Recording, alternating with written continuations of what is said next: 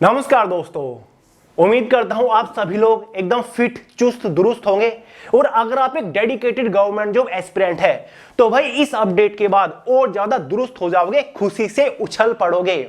और अगर आप अभी तक थोड़े बहुत कंफ्यूजन में थे, आपका माइंड टू वेज में चल रहा था कि यार बहुत टाइम हो गया सरकारी नौकरी की तैयारी करते करते, लेकिन अभी तक कहीं पर भी सिलेक्शन नहीं हुआ, अब तो मेरा मन भी उठ गया, पढ़ाई करने को मन नहीं कर रहा है, सोच लो कि यार अपना काम कुछ शुरू कर लूं, सरकारी नौकरी की तैयारी छोड़ के कोई प्राइवेट जॉब कर लूं।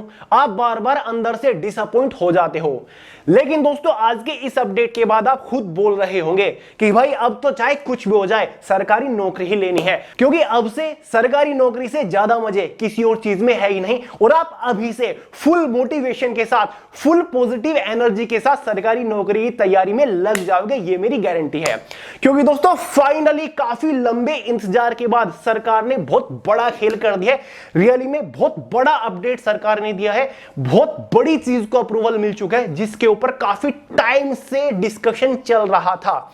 जी हां दोस्तों, स्क्रीन के ऊपर आपको क्लियरली दिख रहा होगा, unified pension scheme approved. Finally कल यानी कि 24 अगस्त को कैबिनेट में UPS unified pension scheme approve हो चुकी है। और इतना ही नहीं, 1 अप्रैल 2025 से फाइनली ये लागू होने जा रही है। एकदम ऑफिशियल अपडेट है। जब से ये अप्रूवल हुआ है ना, हर जगह यार बवाल मचा हुआ है, ठीक है, क्योंकि बहुत लंबे टाइम के बाद यार कुछ ऐसा हुआ है जिसको देखकर मजा आ गया है। देखिए दोस्तों, अब तक तो जो पुरानी पेंशन स्कीम्स थी, उनके जो लाभार्थी थे उनको लाभ कब मिलता था? 60, 65, 70 साल की उम्र में। लेकिन इस पेंशन स्कीम के थ्रू 27, 28, 29 साल के जो लड़के हैं वो सरकार की तरफ से मिलने वाली पेंशन का लाभ उठा रहे होंगे। और पेंशन का अमाउंट भी काफी बढ़िया आपको देखने को मिलने वाला है। तो भैया ये प्लस पॉइंट है इस पेंशन स्कीम का। तो चलिए डिटेल से बात करते हैं आगे इस वीडियो में। देखिए दोस्तों, फाइनली कल पूरी कैबिनेट को संबोधित किया था मोदी जी ने भी, और साथ ही सेंट्रल मिनिस्टर अश्विनी वैष्णव जी ने भी, जिसके बाद उन्होंने यूपीएस के बारे में सारी जानकारी दी। क्या है ये, क्या क्या इसके साइलेंट फीचर है, क्या क्या बेनिफिट्स है, कैसे आपको फायदा मिलने वाला है, सरकारी नौकरी कैसे यहां से यहां पहुंच गई है रातों रात, ठीक है, सरकारी नौकरी की वैल्यू मैं आपको बताता हूं। देखिए दोस्तों, finally cabinet approved the unified pension scheme. Silent feature के बारे में बात करें, फर्स्ट पॉइंट है स्कीम ऑप्शंस। देखिए दोस्तों, जो already NPS national pension scheme चल रही है और जो अब finally UPS United pension scheme है, कोई भी सेंट्रल एम्प्लॉय इन दोनों में से किसी को भी चूज कर सकता है, ठीक है। वो चाहे यूपीएस का फायदा उठा सकता है, अगर वो चाहे जो ऑलरेडी एनपीएस चल रही है उसका बेनिफिट उठा सकता है। क्लियर है? अब बात करेंगे क्या क्या बेनिफिट्स आपको मिलेंगे। इंप्लीमेंटेशन के बारे में मैंने आपको बता ही दिया है, फाइनली 1 अप्रैल 2025 से लागू होने जा रही है। और केवल ऐसा नहीं है कि भाई जो 1 अप्रैल 2025 के बाद रिटायर होंगे उनको इसका बेनिफिट मिलने वाला है, बल्कि जो रिटायर्ड ऑलरेडी हो चुके हैं या फिर 1 अप्रैल 2025 से पहले होंगे उनको भी इसका बेनिफिट देखने को मिल जाएगा, ठीक है। तो भाई ये नॉर्मल स्कीम नहीं है, बहुत ही यूनिक है, बहुत ही जबरदस्त फीचर्स है इसके। एश्योर्ड पेंशन के बारे में हम बात करेंगे। देखिए दोस्तों, 50% of the average basic pay draw over the last 12 months prior to superannuation for a minimum qualifying service of 25 years. यानी कि दोस्तों, अगर आप कम से कम 25 साल की अपनी सर्विस पूरी करते हैं, कम से कम 25 साल तक आप जॉब करते हैं और 25 साल के बाद रिटायरमेंट ले लेते हैं, तो भाई जब आप रिटायरमेंट लोगे ना, उससे पहले जो 12 महीनों में आपका बेसिक पे होगा, बेसिक सैलरी जो होती है, उसका 50% आपको हमेशा जब तक आप रहोगे पेंशन के रूप में मिलने वाला है, ठीक है। मान के चलिए अगर कोई लेवल 8 की पोस्ट है तो उसका बेसिक पे फिलहाल के टाइम पर कितना चल रहा है? लगभग 47,600 रुपए के आसपास चल रहा है, ठीक है। और 25 साल तक आपने अपनी सर्विस पूरी कर ली है, हालांकि पूरी नहीं होती, कभी तक भी आप कर सकते हो, जो उस पोस्ट का टाइम है, रिटायरमेंट पीरियड होता है, तब तक आप कर सकते हो। लेकिन कम से कम अगर आपने 25 साल पूरे कर लिया और आप जॉब छोड़ना चाहते हो, रिटायरमेंट लेना चाहते हो, तो भाई आपका मान के चलिए बेसिक पे 47,600 है किसी लेवल 8 की पोस्ट का, तो भैया इसका 50% कितना हो जाएगा? लगभग 23,800 रुपए के आसपास हो जाएगा, ठीक है, ऑन एन एवरेज, ठीक है। तो भाई हर महीने बैठे बिठाए जॉब छोड़ने के बाद 23,800 रुपए आपको मिलना शुरू हो जाएगा पेंशन के रूप में। क्लियर है।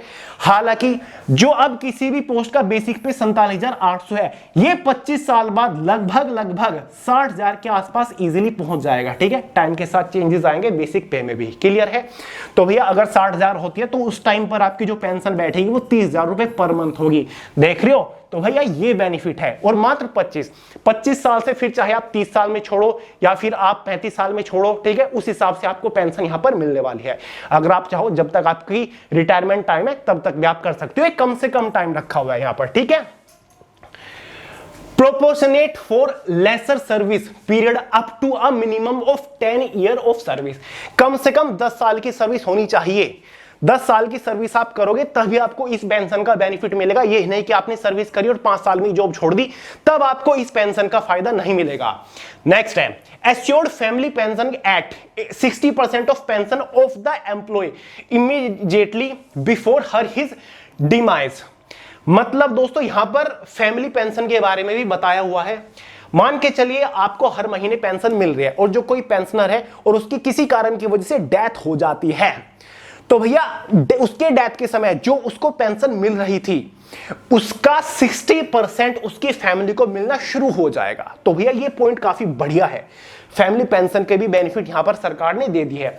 मान के चलिए आपको 30,000 रुपए पेंशन मिल रही थी और किसी कारण की वजह से किसी पेंशनर की डेथ हो गई है, तो 30,000 अगर आपकी पेंशन थी तो इसका 60% लगभग 18,000 रुपए शायद बैठेगा।